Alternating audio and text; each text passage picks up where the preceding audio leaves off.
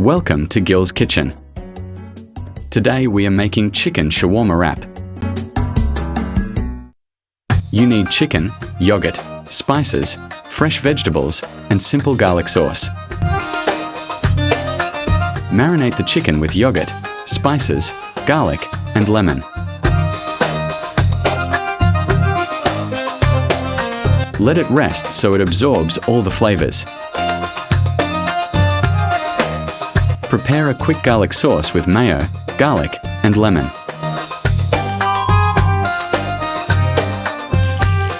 Add oil to a pan and cook the chicken until golden, juicy, and slightly charred.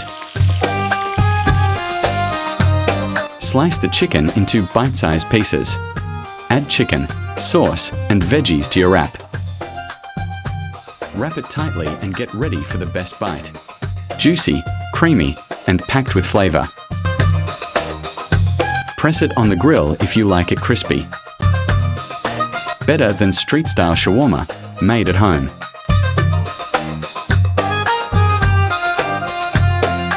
Follow Gill's Kitchen for more delicious recipes.